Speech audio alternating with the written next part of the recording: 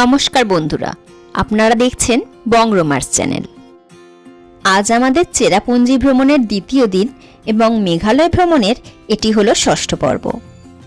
গতকাল চেরাপুঞ্জির কিছু অপেক্ষাকৃত কম পরিচিত ওয়াটারফলসগুলো দেখে সন্ধেবেলা আমরা পৌঁছেছিলাম এই লিভিং রুটস লজে। এটি চেরাপুঞ্জির তিরনা ভিলেজের কাছে অবস্থিত, যেখান থেকে নংরিয়ার ট্রেকটি শুরু হয়, অর্থাৎ ডাবল ডেকার রুট ব্রিজ যেতে গেলে এখান থেকে কাছাকাছি হবে। এই হোমস্টে আমরা বুকিং করেছিলাম অনলাইনে booking.com থেকে, যেখানে আমাদের এইটার এক রাতের ভাড়া পড়েছিল 2140 টাকা, ইনক্লুডিং দুজনের ব্রেকফাস্ট। ঘর বেশ পরিষ্কার পরিচ্ছন্ন এবং কোজি, কমফোর্টেবল। এখানে টি কফি বানানোর সমস্ত সরঞ্জামও দেওয়া রয়েছে, আর বাথরুমেও সমস্ত ফ্যাসিলিটিস ছিল, ইনক্লুডিং গিজার, ওয়েস্টার্ন টয়লেট। আর এই বারান্দা থেকে জাস্ট এই দিকের ভিউটা খুব সুন্দর, পুরো ওপেন প্লেস।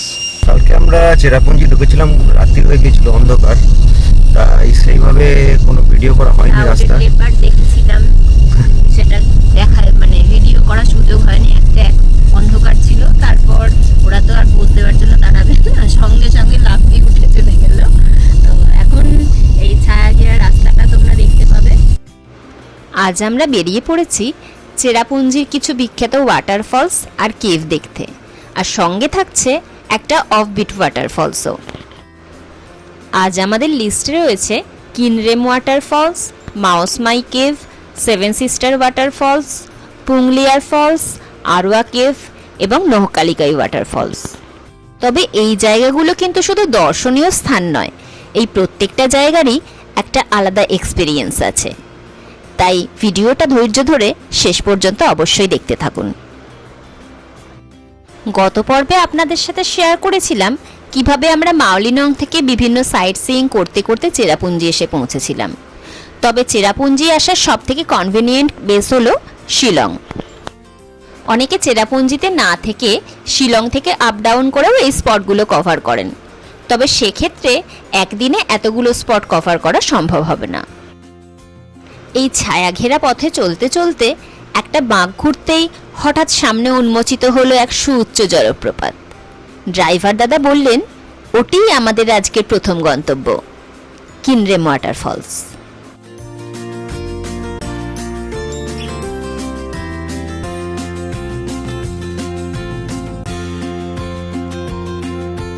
আমরা এখন দাঁড়িয়ে আছি কিনরেম ওয়াটারফলসের সামনে। ওয়াটারফলসটা ভীষণ লম্বা আর একদম রাস্তার ধারেই, সুতরাং এরকম কোনো ব্যাপার নেই যে অনেকটা ট্রেক করতে হবে বা কোনো পার্কিং, কোনো এন্ট্রি ফি কিছুই নেই। সেটা তোমরা একদম ফ্রিতে সুন্দরভাবে দেখে নিতে পারবে। কিন্তু জল যদিও এখন একটু কম রয়েছে, যেহেতু বর্ষা বৃষ্টি একটু কমে গেছে বেশ কিছুদিন হলো, কিন্তু এটা দেখে খুব ভালো লাগবে। মানে একদম ভীষণ লম্বা একটা ওয়াটার, যেন মনে হচ্ছে স্বর্গ থেকে পড়ছে। এই কিনরেম ওয়াটারফলসটি প্রায় 305 মিটার উচ্চতা থেকে 3টি ধাপে নেমে এসেছে, যার জন্য বর্ষাকালে জল থাকলে এর স্ট্রাকচারটি আরো ড্রামাটিক হয়ে ওঠে। কিনরেম ওয়াটারফলস থেকে খানিকটা এগিয়েই রাস্তার বাঁদিকে গাড়ি দাঁড় করালেন ড্রাইভার দাদা। দূর থেকে দেখা যাচ্ছিল গম্বুজাকৃতি একটা স্তূপ।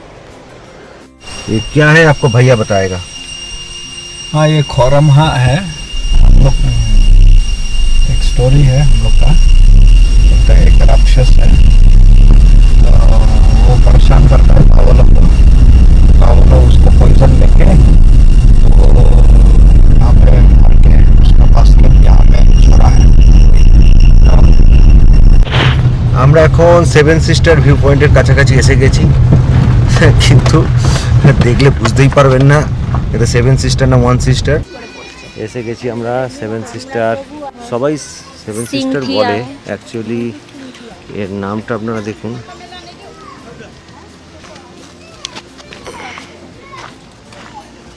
এইটা হচ্ছে অরিজিনাল নাম।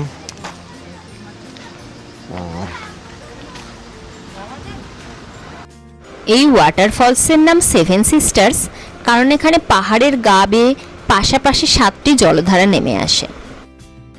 কিন্তু আমরা এই 7টির মধ্যে শুধুমাত্র একটিতেই জল দেখতে পাচ্ছিলাম, বাকিগুলো ছিল প্রায় শুকনো। আসলে এই জলপ্রপাতের ফ্লো পুরোটাই নির্ভর করে সাম্প্রতিক বৃষ্টির পরিমাপের উপর।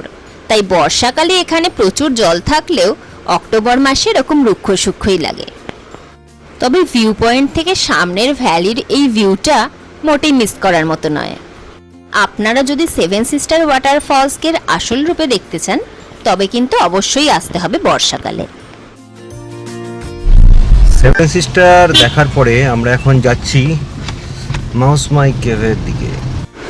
চেরাপুঞ্জি টাউন থেকে মাউসমাই কেভ মাত্র 6 কিলোমিটার দূরে, তাই চেরাপুঞ্জি অর্থাৎ সোহরার আইটিনারিতে একে সহজেই ইনক্লুড করা যায়।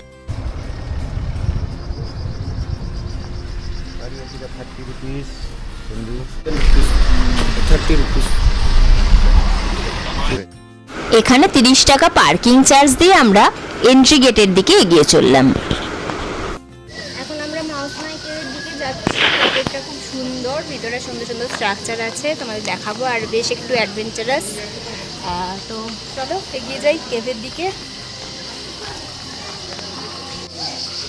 এইটাই মাউসমাই কেভের এন্ট্রি পয়েন্ট।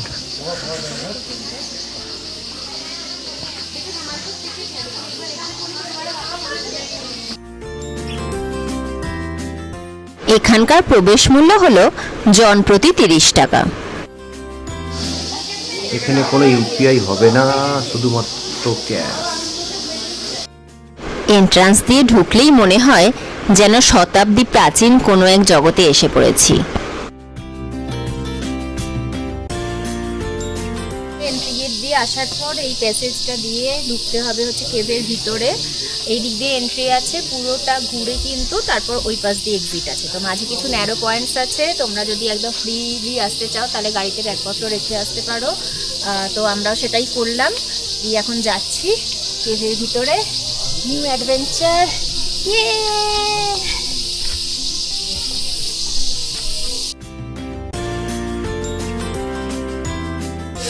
দেখতে পাচ্ছ তোমরা কেভের স্টার্টিং পয়েন্ট। একদম এন্ট্রিটা দেখেই একটা বেশ থ্রিলিং অ্যাডভেঞ্চারাস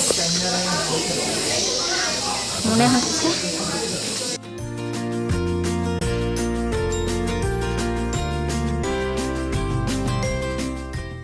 একটু ভিতরে ঢুকতেই পথ ক্রমশ সরু হতে লাগলো।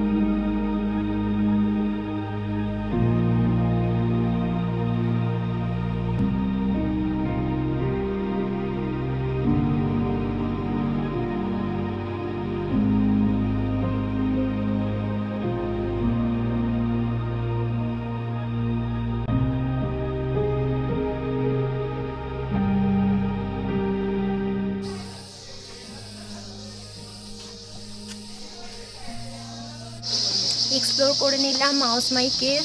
পুরো ভিতরটা যে দেখিয়েছি ভীষণ ভীষণ সুন্দর। এবার এগিয়ে চলেছি নেক্সট আমাদের গন্তব্য পুংলিয়ার ওয়াটারফলস। তো অনেক অ্যাডভেঞ্চার করবো, অনেক মজা করবো। চলো।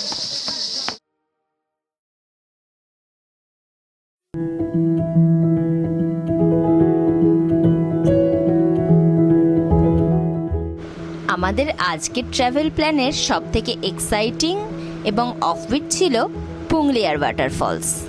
মাউসমাই কেভ দেখে আমরা যাত্রা করলাম তারই উদ্দেশ্যে। মেন রোড থেকে এই ওয়াটারফলস যেতে গেলে প্রায় 40-45 মিনিট ট্রেক করতে হয়। তাই এখানে যাওয়ার আগে আমরা আজকের লাঞ্চ সেরে নিলাম চেরাপুঞ্জির বিখ্যাত অরেঞ্জ রোডসে।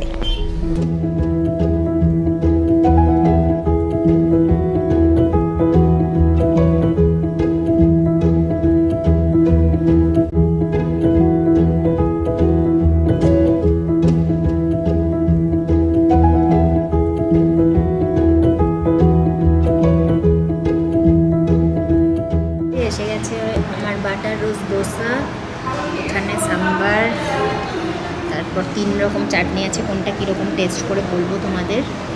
তো দেখতে পাচ্ছ দোসার সাইজ, এটার প্রাইস ছিল 180 রুপিস। এটা এখানে খুব ফেমাস অরেঞ্জ রোডসের খাবার, যদিও পিওর ভেজ। তাও শুরু করছি খেতে।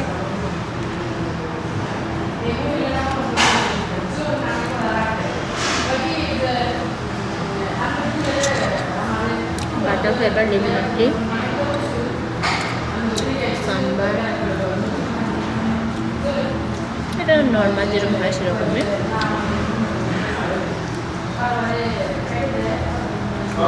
এটা অ্যাকচুয়ালি রসুনের একটা চাটনি রয়েছে।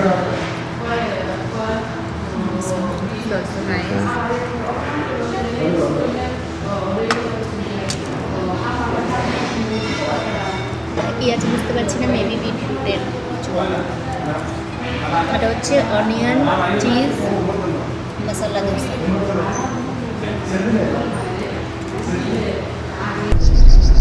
সকাল সকাল অরেঞ্জ রুটে আমরা লাঞ্চ সেরে বেরিয়ে পড়লাম আবার আমাদের পুংলিয়ারের উদ্দেশ্যে।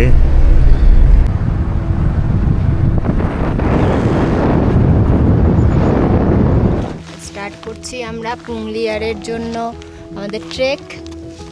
এন্ট্রি পয়েন্ট এইখান থেকে জাস্ট এই বোর্ডটা দেখতে পাবেন, বোর্ডটা থেকে একদম বাঁদিকে মেখে যাবেন, দিয়ে এখান থেকে ট্রেক রাস্তা শুরু। মতো ট্রেক করতে হবে। আর এখানে এমনি পার্কিং বা এন্ট্রি ফি সব মিলিয়ে আমাদের দুজনের নিয়েছে 100 টাকা। বাট কোনো টিকিট এখানে নেই, মানে এটা লোকাল কালেকশন ধরতে পারেন। তো আমরা চলেছি ধীরে ধীরে এগিয়ে।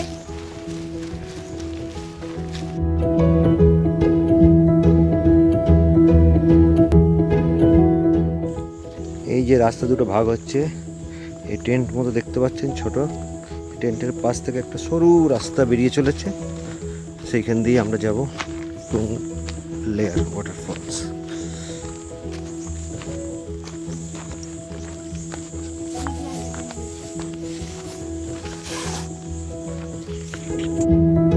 পথের শুরুতেই ছিল বেশ কিছুটা ডিসেন্ট। ধীরে ধীরে আমরা জঙ্গলের ভিতরের দিকে ঢুকতে শুরু করলাম।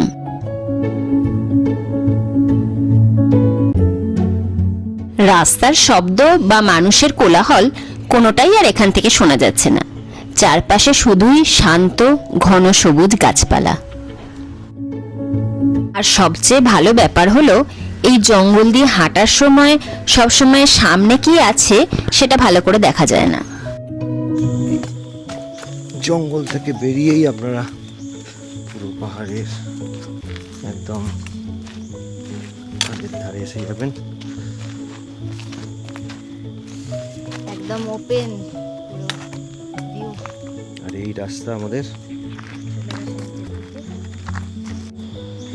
চলে এলাম প্রায় মিনিট 10। এখানটা পুরোটাই নামা, তো নামার সময় অতটা টাইম লাগছে না, কিন্তু খুব কেয়ারফুলি পা ফেলতে হবে, কারণ একদম স্টিপ রয়েছে, স্টিপ ডিসেন্ট। তবে ওঠার সময় জাস্ট হালাত খারাপ হয়ে যাবে, পুরো বোঝাই যাচ্ছে, সময়ও বেশি লাগবে। চলো আগে যাই ধীরে ধীরে। এখানে ডাইরেকশন দেখানো আছে।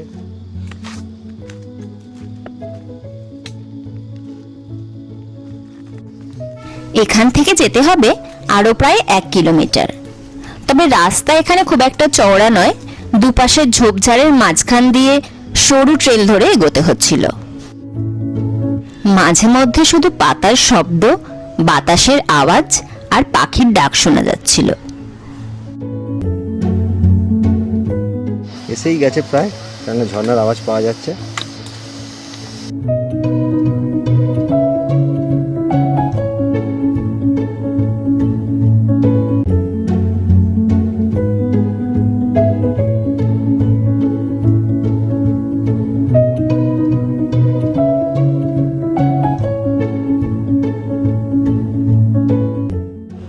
তবে এত কষ্ট করে এই জায়গায় পৌঁছে কিন্তু বেশ একটু হতাশ হলাম, কারণ এই যে দেখছেন চারপাশের এত ক্রাউড।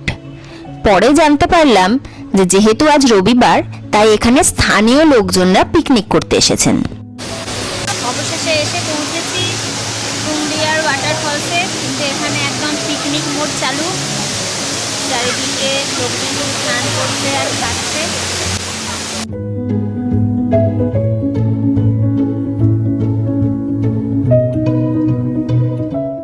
এই পুংলিয়ার ফলসের মূল অ্যাট্রাকশন কিন্তু এখানে দুপাশে তৈরি হওয়া দুটো ন্যাচারাল সুইমিং পুল, যেটা আরেকটু উপরে উঠলে দেখা যাবে।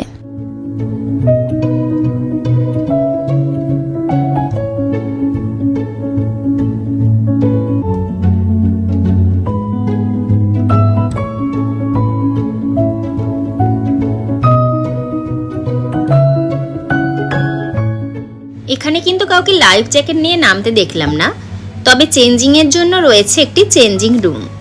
চেঞ্জিং রুমের ঠিক পাশ দিয়েই রয়েছে উপরে ফিরে যাওয়ার আরেকটি রাস্তা। এই চেঞ্জিং রুমেই ঝটপট চেঞ্জ করে নিয়ে আমি বানিয়ে নিয়েছিলাম একটা ইনস্টাগ্রাম রিলস, যেটা চাইলে তোমরা আমাদের ইনস্টাগ্রাম হ্যান্ডেল বংরোমার্সে দেখে নিতে পারো। ফেরার সময় আমরা একটু তাড়াহুড়ো করেই উঠে এসেছিলাম, কারণ আমাদের পরবর্তী গন্তব্য ছিল আরোয়া কেভ।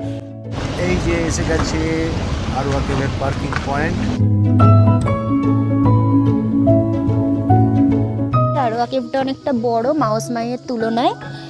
তো এখন এখান থেকে যেহেতু আমরা নৌকালিকায় যাব, তো কতটা যাব সেটা বলতে পারছি না। যতটা সম্ভব এগিয়ে যাওয়ার চেষ্টা করব, কারণ এটার লেন্থ অনেক বড় আরোয়া কেভের।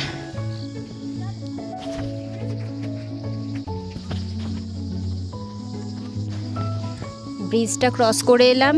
আমি লাস্ট টাইম আরেকবার এসেছিলাম 2015-এ, তখন এত কিছু হয়নি, তখন একদম কেভের সামনে পর্যন্ত গাড়ি যেত, কোনো এন্ট্রি ফি পার্কিং কিছুই ছিল না। কিন্তু এখন এটা একটা হাই ট্যুরিস্ট স্পট আর কি এখানকার, তো প্রচুর লোক আসছেন ভিজিট করতে। টিকিট কাউন্টার থেকে টিকিট পেয়ে গেছি, কিন্তু এক্ষুনি একটা ব্যাপার ঘটলো, সেটা হচ্ছে এখানে এর আগে আমরা দেখেছি যে মাউসমাই কেভতে কিন্তু ইউপিআই অনলাইন পেমেন্ট নেই, আর এখানটাতেও আরোয়া কেভেও কিন্তু কোনো অনলাইন পেমেন্ট হচ্ছে না, শুধু অনলি ক্যাশ। তো আমরা ভুল করে গাড়িতে ক্যাশ মানে ব্যাগটা রেখে এসেছি, তো সেই জন্য আপাতত এখানে একজনকে বললাম হেল্প করার জন্য, আরেকজন ট্যুরিস্টকে, তাদের থেকে ক্যাশ নিয়ে তাদেরকে আমরা অনলাইন পেমেন্ট করলাম। এই আরোয়া কেভের দূরত্ব চেরাপুঞ্জি শহর থেকে প্রায় 3.5 কিলোমিটারের মতো। এন্ট্রি টিকিট নেওয়ার পর বেশ কিছুটা হেঁটে যেতে হয়, তবে এই পুরো হাঁটাটাই রয়েছে ঘন সবুজ সুন্দর একটা ট্রেল ধরে। যাচ্ছি আমরা আরোয়া কেভ, অনেকটাই বেশ রাস্তা, এখনও 300 মিটার মতো এখান থেকে। তো এটা একটা ছায়া ঘেরা পুরো জঙ্গলের মধ্যে দিয়েই রাস্তা, বাঁধানো রয়েছে দুপাশে, কিন্তু একটু স্লিপারি আছে হালকা। পরে সব থেকে যে লংগেস্ট ফলসটা আছে নহকালিকাই ফলস, ওটায় যাওয়ার কথা আছে, মানে ওটা পার্কিং থেকেই ভিউ আমরা দেখবো, ওটা আমরা নিচে যাব না, ট্রেক করবো না আজকে, কেননা অলরেডি অনেক লেট হয়ে গেছে, হয়তো অন্ধকার হয়ে যেতে পারে। এখানে একদম 5টার মধ্যে অন্ধকার হয়ে যাচ্ছে এই সময়টা, স্পেসিফিক্যালি অক্টোবরে। তো তাহলে আপনারা যদি আসেন চেরাপুঞ্জি, তাহলে 3 থেকে 4 দিন সময় নিয়ে আসবেন যদি সবকটা সাইট সিইং করতে চান। আর যদি স্পেসিফিক্যালি কিছু আপনাদের থাকে যে এই স্পট যাব, তো সেই ক্ষেত্রে আপনারা ডিফারেন্ট আইটিনারি বানিয়ে 2-3 বা 3 দিনে করতে পারেন।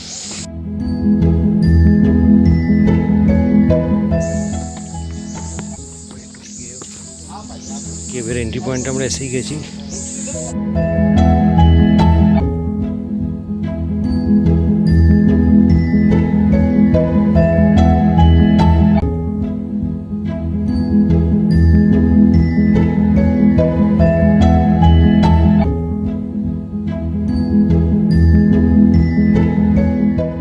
মেঘালয়ের এই প্রতিটি গুহার ভিতর পা রাখার সঙ্গে সঙ্গেই যেন খুলে যায় রহস্যময় ভূগর্ভস্থ জগৎ।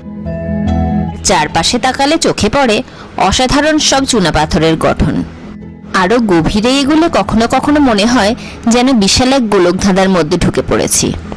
গুহার ভিতর থাকা ভূগর্ভস্থ জলধারা যুগের পর যুগ ধরে এই চুনাপাথরের মধ্যে দিয়ে প্রবাহিত হয়ে চলেছে। গুহার বিভিন্ন অংশেই চুনাপাথরের দেওয়ালের মধ্যে দেখা যায় বহু পুরনো জীবাশ্ম। মাওসমাই কেভে আমরা মূলত অনুভব করেছিলাম অ্যাডভেঞ্চার। কোথাও নিচু ছাদ, কোথাও অত্যন্ত সরু পথ, কোথাও কোথাও ক্রল করে এগোতে হয়।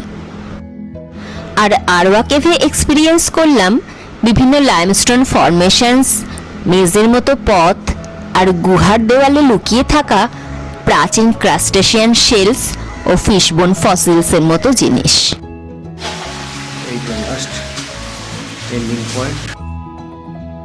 তাই মাওসমাই কেভ যদি হয় অ্যাডভেঞ্চারের অনুভূতি, তাহলে আরওয়া কেভ হলো ডিসকভারির অনুভূতি।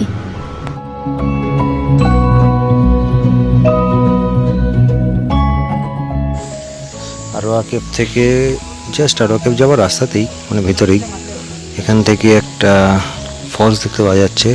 ফলসটার নাম হচ্ছে ওয়াহ কাভা। এটা আপনাদের দেখাচ্ছি, দেখুন।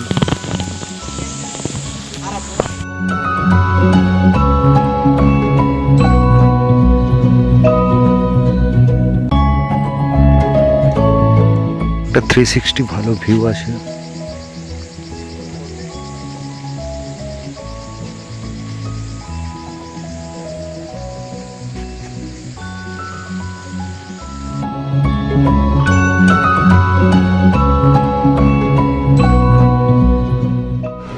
আরওয়া কেভ থেকে বেরিয়ে দ্রুত গতিতে আমাদের গাড়ি ছুটে চলল নহকালিকাই ওয়াটারফলসের দিকে, কারণ খুব তাড়াতাড়ি সূর্যাস্ত হতে চলেছে। এই পড়ন্ত বিকেলের আলোয় দূর থেকে সোহরা অর্থাৎ চেরাপুঞ্জি শহরকে ভীষণ সুন্দর লাগছিল। এদিকে সূর্য পাটে নামার আগেই যাতে আমরা নহকালিকাই ফলস পৌঁছাতে পারি এবং সুন্দর একটা সূর্যাস্ত দেখতে পারি, তার জন্য আমাদের ড্রাইভার দাদা সুখিজি কিন্তু ভীষণ দ্রুত গতিতে গাড়ি চালাচ্ছিলেন। কিন্তু তার মধ্যেও ফলসে ঢোকার জাস্ট কিছুটা আগে এই সূর্যাস্ত ক্যামেরাবন্দি করবে বলে গাড়ি থামিয়ে নেমে পড়ল সুখ। দিনের শেষ আলো যখন মেঘালয়ের পাহাড় আর গভীর উপত্যকার উপর ধীরে ধীরে ছড়িয়ে পড়ছে, তখন ঠিক সেই মায়াবী আলোতেই আমরা দেখলাম নহকালিকাই ওয়াটারফলস। সামনে প্রায় 340 মিটার উঁচু পাহাড়ের কিনারা থেকে জল নেমে যাচ্ছে গভীর সবুজাভ পুলের দিকে। মনে হচ্ছে যেন স্লো মোশনেই পড়ছে এই নহকালিকাই ওয়াটারফলস। কিন্তু এই সুন্দর জলপ্রপাতের নামের পিছনে লুকিয়ে আছে এক হৃদয় বিদারক কাহিনী। কথিত আছে লিকাই নামের এক মহিলা তার শিশুকন্যা সহ দ্বিতীয়বার বিবাহ করেন। তার দ্বিতীয় স্বামী সেই শিশুকন্যাকে অপছন্দ করতেন এবং একদিন লিকাইয়ের অনুপস্থিতিতে সেই শিশুকন্যাকে হত্যা করে তার স্বামী লিকাইকে সেই মাংসই রান্না করে খেতে দেন। পরে লিকাই যখন এই ভয়াবহ প্রতারণার কথা জানতে পারেন, তখন শোকে, দুঃখে ও অসহ্য যন্ত্রণায় তিনি ছুটে যান এই পাহাড়ের কিনারায় এবং এখান থেকেই ঝাঁপ দিয়ে মৃত্যুবরণ করেন। তাই এই ফলসের নাম নহকালিকাই, অর্থাৎ যেখান থেকে লিকাই ঝাঁপ দিয়েছিলেন। এটা পার্কিং থেকেই তোমরা দেখতে পেয়ে যাবে, এটার জন্য ট্রেক করতে হবে না। অন্য ভিউ তোমার যদি যেতে চাও তাহলে সেই ক্ষেত্রে অত ট্রেক করতে হবে। এই ভিউটা তোমরা পার্কিং থেকেই পেয়ে যাবে। হচ্ছে কতটা উঁচু থেকে পড়ছে একদম স্লো মোশনে। তো এই জায়গাটা ভীষণ সুন্দর। এখানের জন্য পার্কিং হচ্ছে 100 টাকা, কোনো এন্ট্রি ফি আলাদা নেই। দুটোই দেখা হয়ে গেছে। এখন এখানে বিভিন্ন গিফট শপ আছে। আমরা দেখছি যে কিছু সিনামন স্টিক মানে দারুচিনি পাওয়া যাবে কিনা।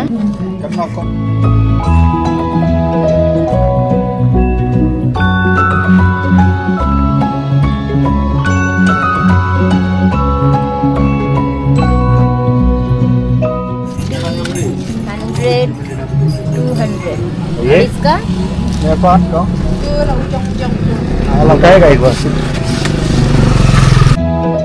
এই হচ্ছে দারুচিনি, ভাবতে পারছো?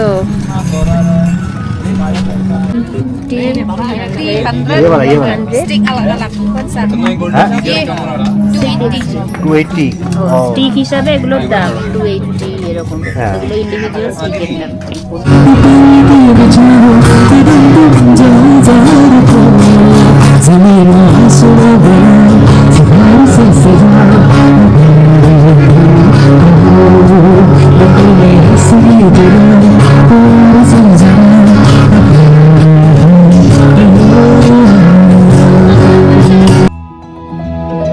আজকে সন্ধ্যাটা কাটলো এই অসাধারণ সূর্যাস্তের দৃশ্য আর গান মিলিয়ে একটা মনোমুগ্ধকর পরিবেশের মধ্যে। আর তার ঠিক পরেই ঘটলো একটা দারুণ মজার ঘটনা। আজ আমরা খুব তাড়াতাড়ি লাঞ্চ করেছিলাম বলে স্ন্যাক্স খাওয়ার জন্য গিয়ে পৌঁছালাম একটা রেস্টুরেন্টে, আর সেখানে অর্ডার করা হলো ফিশ ফ্রাই। কলকাতায় আমরা ফিশ ফ্রাই বললে যা পাই তার জায়গায় এসে হাজির হলো এই মাছ ভাজা। দোষের অবশ্য কিছু নেই, ফিশ ফ্রাই মানে মাছ ভাজাই হয়। তবে আমাদের এক্সপেকটেশনের যে ফিশ ফ্রাই ছিল তার বদলে ওইটা দেখে আমরা দুজনে তো হেসেই অস্থির। আমরা এখন পৌঁছে গেছি আমাদের চেরাপুঞ্জির সেকেন্ড যে হোমস্টে রয়েছে সেখান থেকে। আমরা কাল সকালে নোংরিয়া ট্রেকটা করব।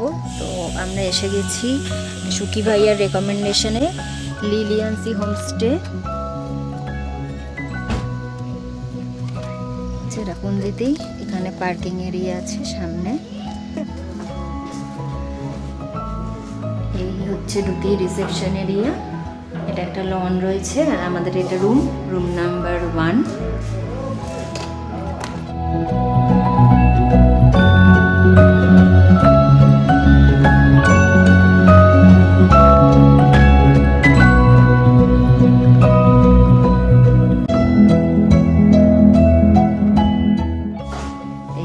বেড,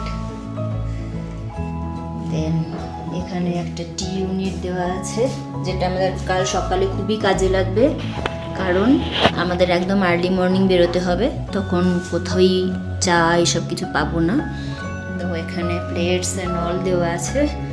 আজকে ডিনারটা আমরা বেসিক্যালি প্যাক করে নিয়ে এসেছি, তো সেই কারণে আমরা এগুলো চেয়েছি। বাকি এই হচ্ছে রুম, এখানে ওয়েস্ট বিন আছে। এখানে এই কর্নারটাতে আমরা লাগেজ রেখেছি, দেন দুটো সোফা, তার সাথে টেবিল, সবই ওয়েল মেনটেন্ড।